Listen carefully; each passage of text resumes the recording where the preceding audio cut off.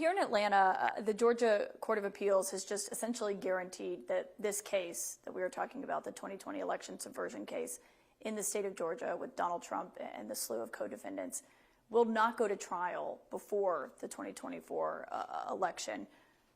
What role do you believe that your actions played in that? I don't believe my actions played a role in it at all. I think that this is more of the same. It's a delay kind of thing.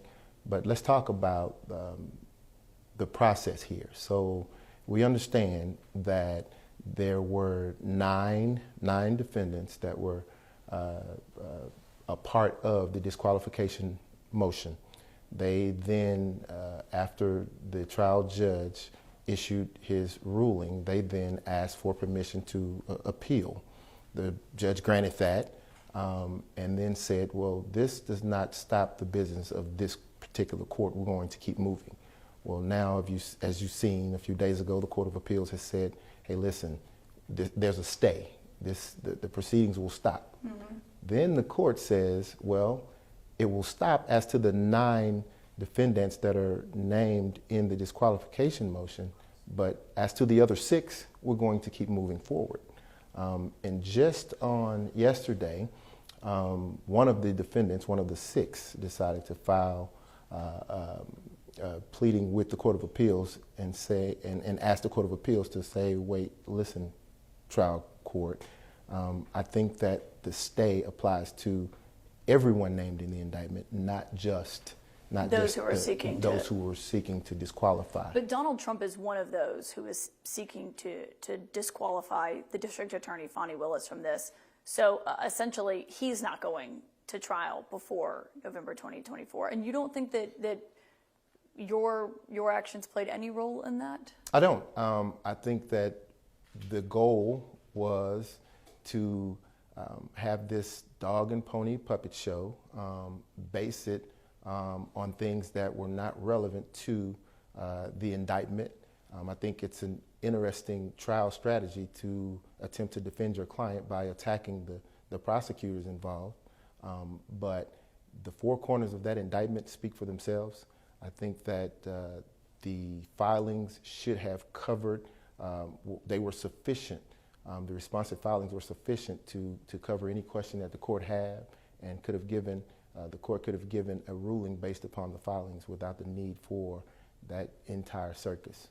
But initially, the district attorney and the office that you were working with previously were aiming for a summer trial date for all of this. And so when you look at what they are fighting, which is, it's not related to the indictment, it's related to the district attorney and you, that's at the center of this, is there any part of you that believes it jeopardized, the years of hard work, the investigations that you did, the grand jury's work in all of this, because it's not going to happen before the election?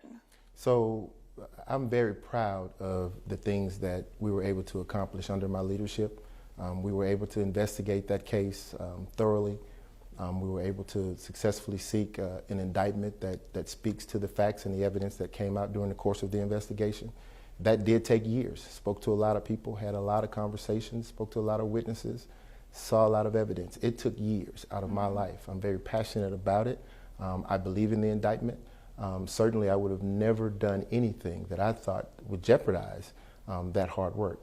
But do I believe that my actions caused this delay? No. I do believe, though, that the timing of a personal relationship that I had was probably bad. It was bad timing. But you don't pick and choose when those things happen. They happen organically, and you deal with the situation as it comes. Do you have regrets about it? The only thing I regret is the timing of it. Well, and the timing, of course, is really the crux of this. Well, the crux of it is to slow down the inevitable, which is... Yeah, so what happens if she gets ultimately removed from this case? Because that's what they're going to be hearing, the Court of Appeals. What happens to this case if Fani Willis is removed as the prosecutor here? Well, the case has to be reassigned to another prosecuting entity. Now, whether or not that entity decides to proceed, I don't know.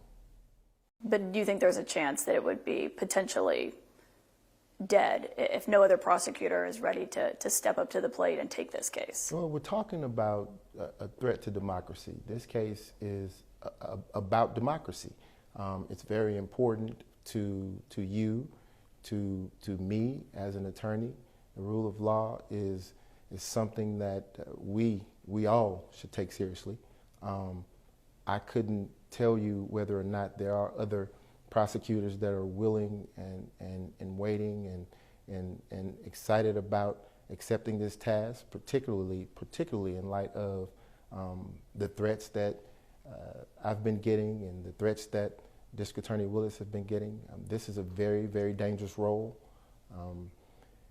and it's not to be taken lightly.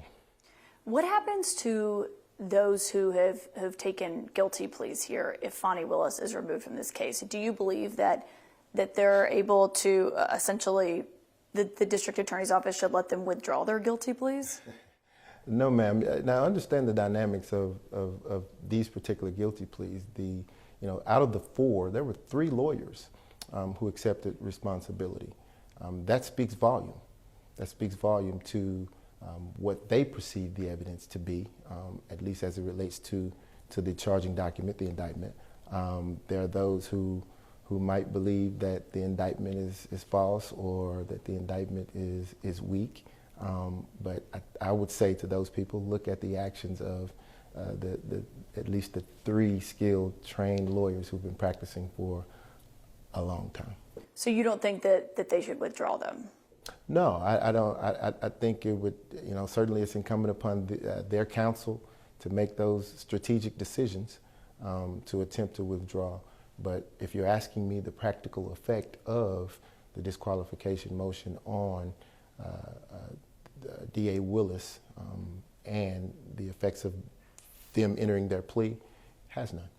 If Trump wins the election and the district attorney next spring, when this does go before the Court of Appeals, is not disqualified from that, is it constitutional for a district attorney to put a sitting president on trial, and if he's convicted, in jail potentially? So let's look at the question in reverse.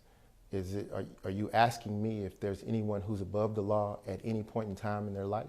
No, but I don't think it's been litigated about a sitting president, of course, going on trial. We've never seen that. Never seen it, never expected to see it, which is why a lot of the questions about experience, no one has ever done this before. No one. This is a new animal.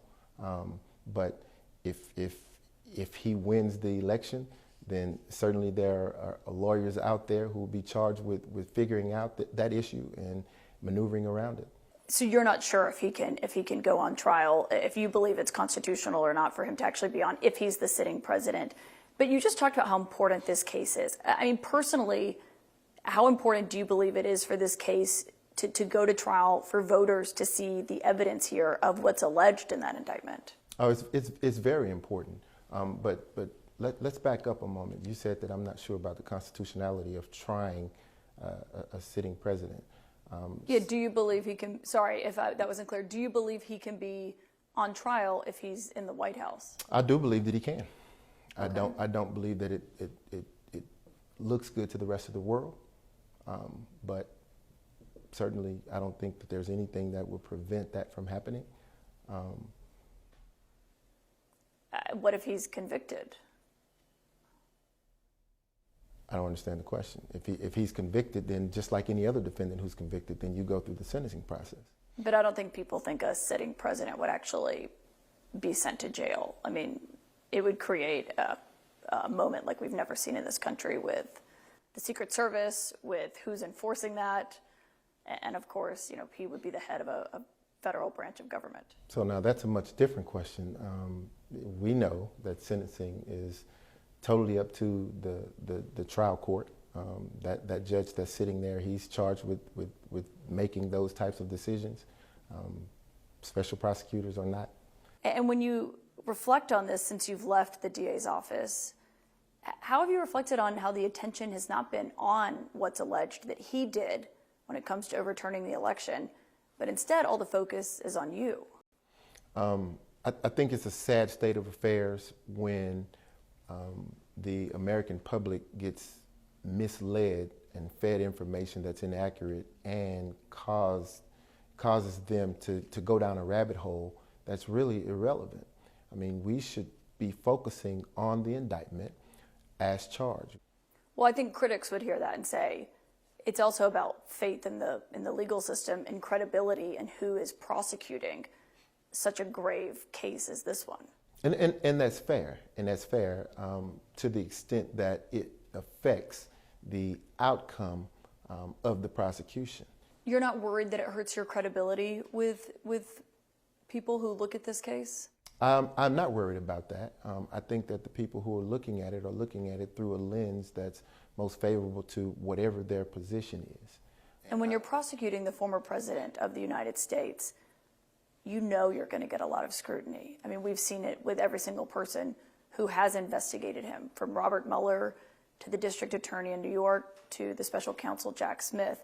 And I think some people would see the situation that you and Fani Willis are in and say, what were they thinking? Sure. And I'll say this.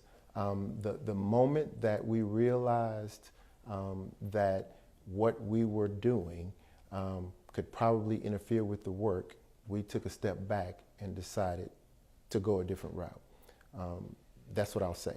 And I think that we handled it professionally. We handled it within the confines of the law, and the court has said as much. So you're saying there was a moment where the two of you stopped and realized that what you were doing would not be beneficial for the case that you were attempting to prosecute? No. Now, we know that the profundity of any response lies within the question, and that question, the premise of that question, I don't agree with, right? So I guess what I'm saying to you is there was a moment during our interaction where we decided to make the decision to step away from that and focus on the work solely. Did you ever consider stepping away from the case in this office then? When you decided to end the relationship, but you still remained in the office on this investigation?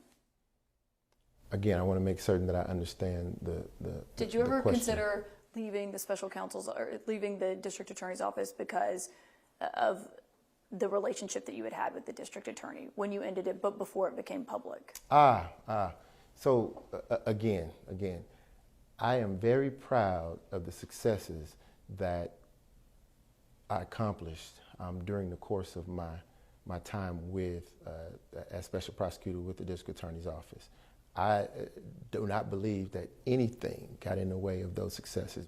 You talked about how much your life has changed since all of this, not just joining this investigation, but also since your relationship with Fani Willis, the district attorney, became public. Has all of that continued since you stepped aside from the case? Well, what has continued are the threats. There are constant threats on my life.